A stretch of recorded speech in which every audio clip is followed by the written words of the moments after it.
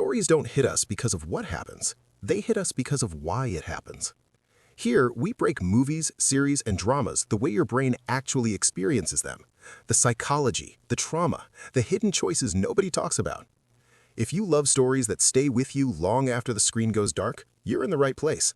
We're Mentebit, and this is where stories get inside your head. What if I told you Pluribus didn't start in episode 1? It revealed its true agenda in episode 2. Most people think episode 2 just continues the story. It doesn't. It reprograms how you're supposed to see the entire show. And once you notice what actually changes between episode 1 and episode 2, you realize Pluribus was never about invasion. It was about consent.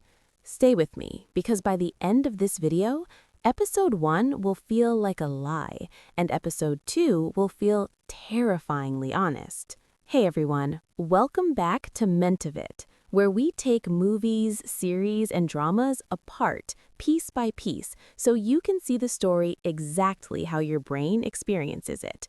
Most shows use episode 1 to hook you, and episode 2 to build momentum. Pluribus does something smarter. Episode 1 makes you feel safe. Episode 2 makes you question why you ever did. This comparison isn't about plot details, it's about psychology, because the show quietly shifts how power works, how choice works, and who actually has control. Let's break it down. Episode 1 is calm, too calm. The world isn't burning, people aren't screaming, there's no urgency. And that's intentional.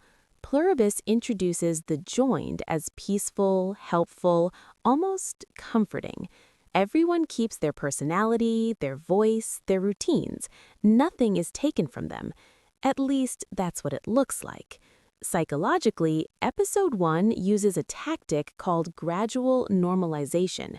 You're shown something strange, but it's framed as beneficial.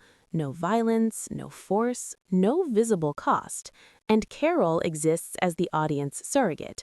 She's skeptical but curious, resistant but not hostile.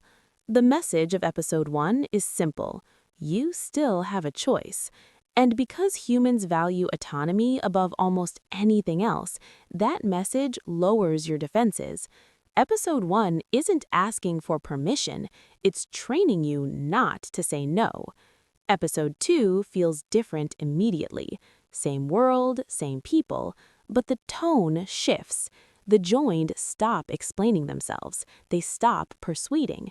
They start expecting. This is where Pluribus shows its real hand. Episode 2 introduces the idea that resistance creates suffering, anger causes harm, non-compliance has consequences, not through threats, through guilt. Every time an immune character pushes back, someone else pays for it. That's not accidental. This is a classic psychological pressure system. You're still free, but your freedom hurts others.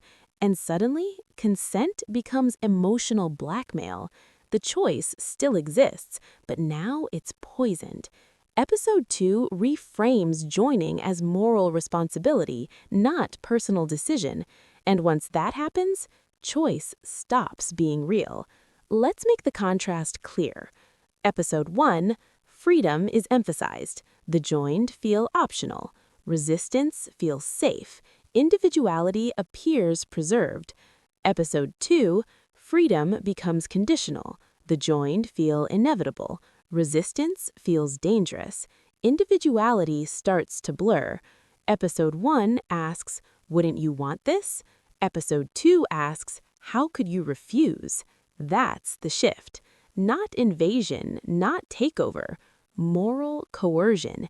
And that's why episode 2 is far more disturbing than episode 1, because it doesn't threaten your body, it corners your values.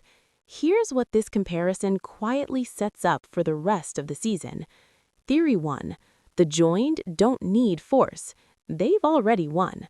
Once people associate resistance with harm, control becomes self-enforcing. No soldiers required. Theory 2. Carol is the real test case. Not because she's special, because she hesitates. Pluribus isn't measuring strength, it's measuring how long guilt takes to break someone. It will be ethical. The endgame won't ask, can you stop this? It will ask, is stopping it worth the suffering it causes? And that's a much harder question. Episode 1 made Pluribus feel peaceful. Episode 2 made it feel necessary. And that's the most dangerous transition any system can make, because once something feels necessary, people stop asking if it's right. If this breakdown changed how you see Pluribus, subscribe. We don't just explain stories, we expose the psychology hiding inside them. And trust me, it only gets darker from here. And here's why Episode 3 changes everything. Episodes 1 and 2 show us the structure.